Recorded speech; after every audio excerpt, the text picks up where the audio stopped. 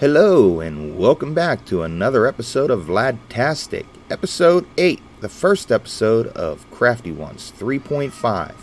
I know it's been a couple weeks since I uploaded a video, but life has been extremely busy, so I haven't had a whole lot of time to play.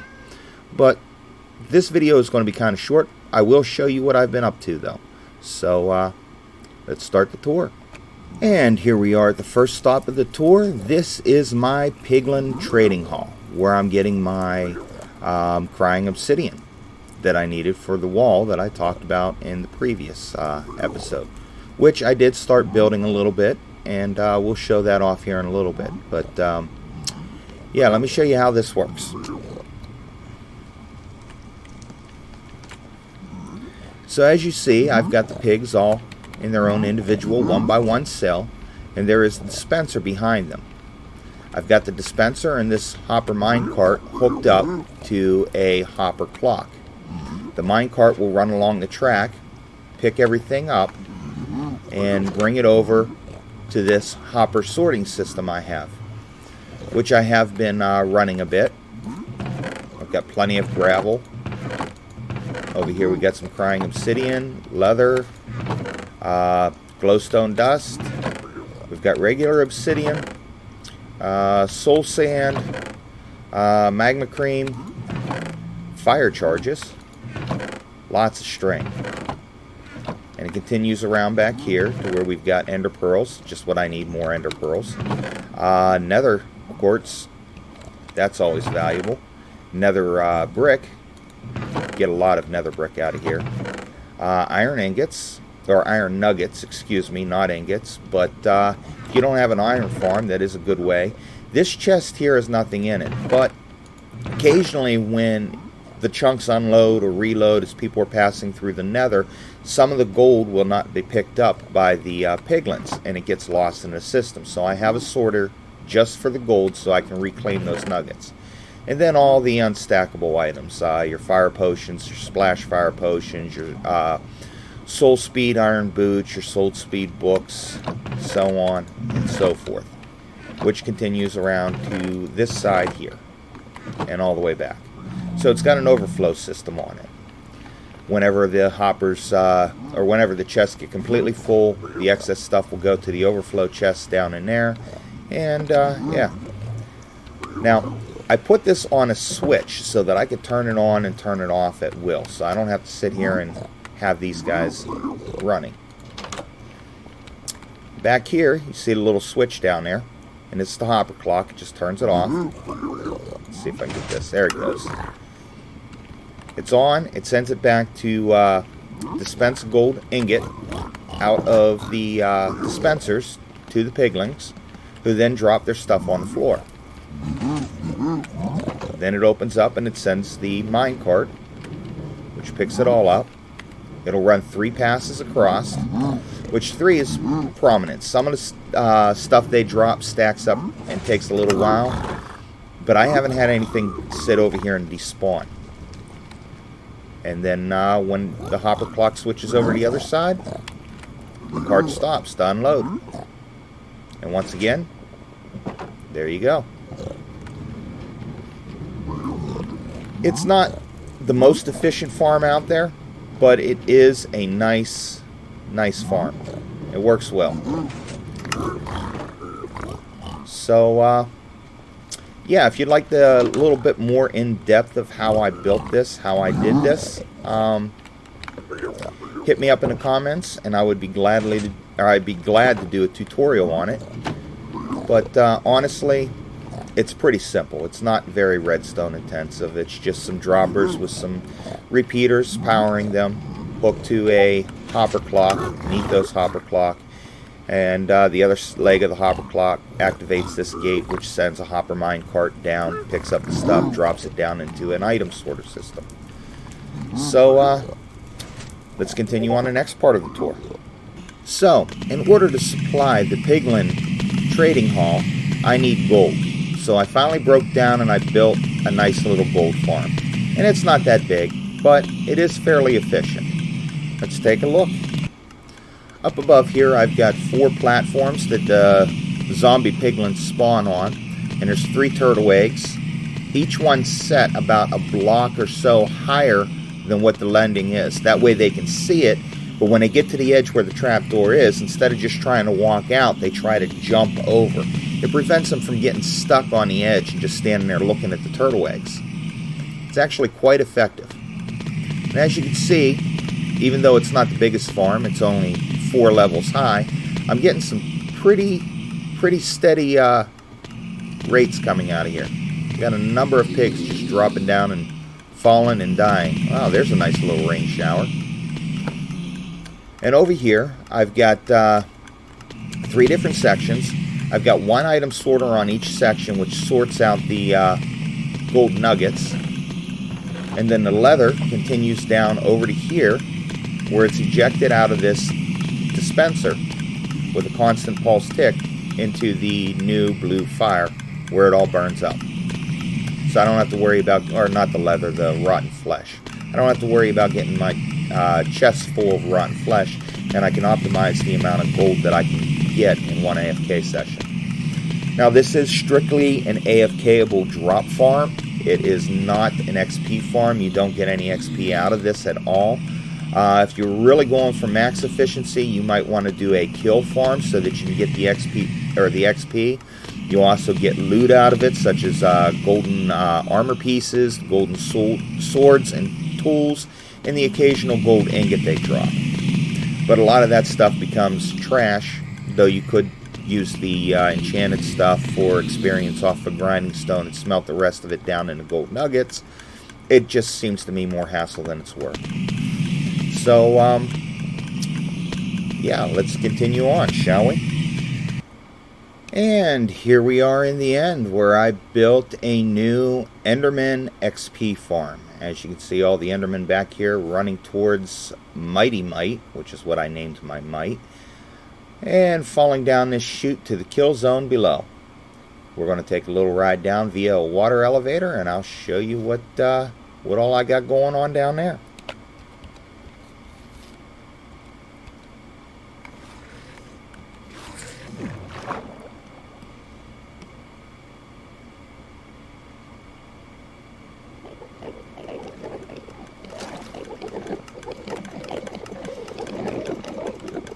So as you can see, I put a little enchanting table here, complete with all the bookcases you need to get the full enchanting.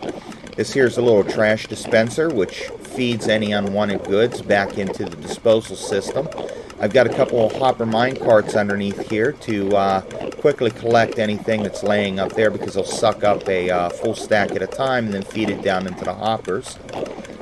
Back in here, they feed into this dispenser, which is on a constant power, so that it's constantly ticking through these 2 observers over here, and just spitting the ender pearls out as fast as they come in. Over here, I've got a nice little workstation here with 3 anvils on each side, a grinding stone to get some XP back off, or if you've got a bad enchantment that you don't want, a smithing table for all your netherite needs, a crafting table, your ender chest, and so people aren't tearing up the carpet and stuff, I've even got a little table over here for you to place your shulkers and stuff you're carrying. And this thing here, these things respawn pretty quick.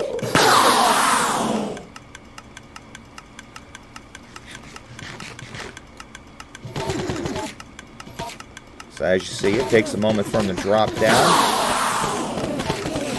They just keep coming and coming and coming and coming.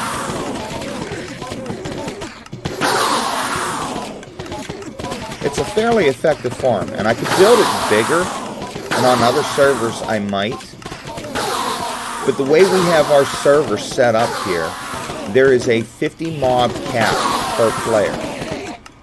So that's all each player will get, 50 mobs surrounding them. And the mobs will only spawn out to like 92 blocks instead of 128 on normal vanilla. But they also spawn closer, where on normal vanilla, though, no mob will spawn between 0 and 24 or 26 blocks, I think it is. And then from there out to 36 blocks, they'll spawn, but they won't despawn. And from 36 blocks out, they'll spawn in and spawn out as needed. Here, they will spawn as close as 10 blocks from you. But they only spawn max range about 92 blocks. And each player has 50 mobs that will spawn in around them, so it keeps it more of a vanilla feel. You can't overload farms, but at the same time, if I'm at this Enderman Farm, and there's another Enderman Farm on the other side of the island, if somebody's over there, we're not fighting for the mob cap. We each have our own individual mob cap. Makes it really, really nice, honestly. Just throw these in here, and we'll take the excess over and toss them in here. As you can see, I need to redo the collection system because even with these hopper minecarts, it's just not enough to keep up with this farm. But yeah, the thing that I love the most about it, honestly, is, especially if you have somebody else using the farm, you can just stand here all day long and watch these Endermen come charging right at the Endermite. Let's take a walk over here and see if we can get a better look at it. Let all those ones despawn.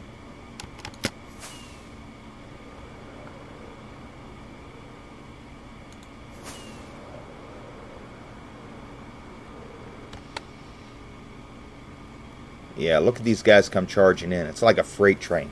They just don't stop. And if you have somebody down there killing them as fast, it actually makes for a nice, very nice view. And that's why I put the glass wall up here too, so that you're not accidentally standing here watching them and look at one of these ender dudes right in the face. But yeah, that's my new Enderman XP farm. Open to the public. Anybody on the server can use it. Free of charge. So let me go show you what else I've been working on. And here we are back at my base, and I built a Basalt Generator. That's right, a Basalt Generator. Now a lot of the patterns that I've seen online have just shown like single block generators where you put lava on one side, soil on the bottom, and then blue ice on the other, and then you have a piston that just constantly pushes and pushes and pushes and pushes and sends the blocks out one at a time. I wanted to do something bigger. So what I did was I took the sticky pistons and I hooked them to the blue ice, the lava up, and the soul sand down, so when it forms the basalt, the pistons fire, push the basalt out, and a second set of pistons push them down. And then I did a TNT duper, which drops and blows them up. Now I did 4 sides of 5 to make a square, like a box shape, and then the TNT drops down in between them. And let me turn this thing on, and I will show you how it works. So we throw this little switch to activate it, and it's sending the pulses out. I've got all the timing done. This leg here actually activates the pistons that form the basalt, and it also activates the TNT duper over here.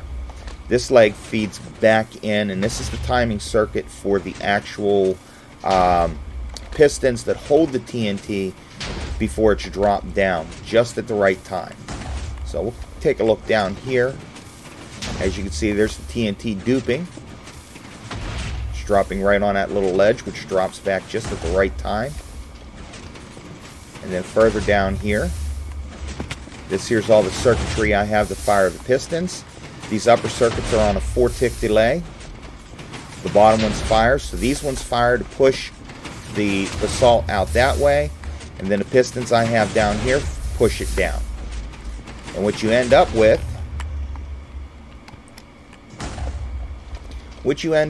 is this. The basalt gets pushed down, and the TNT blows it up. It drops down here into this water stream, which then goes over to this collection system, which slowly collects all the basalt blocks as they flow into these hoppers. Now, naturally, you're going to get more in the center hoppers than you will get in the end hoppers, but eventually it will fill up. And I've got this set up to where, you know, it starts filling up the lowest ones first. That there was from a building accident. And so on and so forth. So I've got each hopper array can take 3 double chests of basalt. And while this isn't the most efficient farm out there, it does produce about 24,000 basalt an hour. 24,000 basalt an hour if you just leave it run. I mean, it's nice. It's really, really nice. So I am quite happy with it. And you probably see that big circle over there. I'll explain that in a moment. But that is my TNT Basalt Generator. And it's giving me the basalt I need for my wall. So I already showed you that I got the basalt. I showed you how I was getting the crying obsidian. The blackstone, well, I found something out. You see, everybody knows that the Piglin bastions are made out of blackstone brick and stuff like that. But I just want raw blackstone. Well, I found a bastion that wasn't touched, it wasn't rated, and the whole back side of it is just nothing but this huge blackstone quarry. So I've been heading over there and mining it out, and I've gotten a couple shulkers, and I still have a lot more to mine. So yeah, unfortunately I didn't find Pig Step or the banner, but you know, they've got to be on the server somewhere, and eventually I will find them. It was the first bastion I've raided. Still plenty more out there.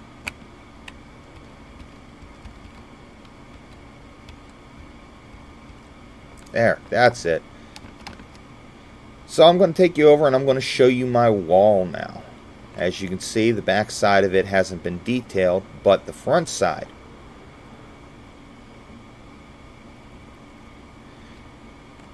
This is how the wall is coming out so far, with the black stone, the basalt, the crying obsidian. And I'm going to continue this out, probably another section before I turn and I take it back and then out and then back, and eventually it's going to go the whole way around. Now I'm redesigning my towers. I started with a couple of the supports over here, but I really haven't fleshed out how I want to do this, because I didn't like the towers that I built on a creative world. So yeah, these here are where the tower is going to be. I just got to figure out how I want to design it. And if you look up there, you will see a giant claw. I hope that makes a little bit more sense of what this circle is. If you still can't get it, I am putting a dragon. That's right, a dragon up on top of my tower. I started the wireframe last night. Right now I just got the one arm done. The other arm is going to actually come down, grip right in around here, and it's going to go up. Those are going to be the front arms. The back legs are going to end up, probably back in around the back side of the castle. I want the tail to be sweeping up, and I want the head to be sticking out over the land. So yeah, wish me luck. I've never built a dragon before, but it should be fun. And once I get the wireframe done and I actually put the skin on it, I will do a time lapse showing that, so you guys can see exactly what process I'm using. But the wireframing is turning out to be a bit tedious. Now it seems like I've gotten a lot done since my last video. The truth is that 90% of these builds that I'm showing you are relatively short, quick builds that took me an hour or two max to do. And like I said, it's been almost 4 weeks since I put out a video, so really haven't had that much time to play. And unfortunately, I don't have that much more time for this video. So, yeah, next time we'll catch up on what Vladman's doing. We'll get a little bit more in depth with the dragon and maybe flesh out the wall. And check out the new market in the Nether. That's right. We decided to put a market in the Nether. There's only one shop up there. There's a second building up there that I put up, but I haven't got anything in it. And yeah, hopefully more people will build there. We shall see. But in any case, if you like this video, please leave a like. And if you want to see more, hit subscribe, leave me a comment. I do apologize for this being so short compared to my other videos, but, you know, life and reasons, things and stuff happen. So, yeah, see you next time.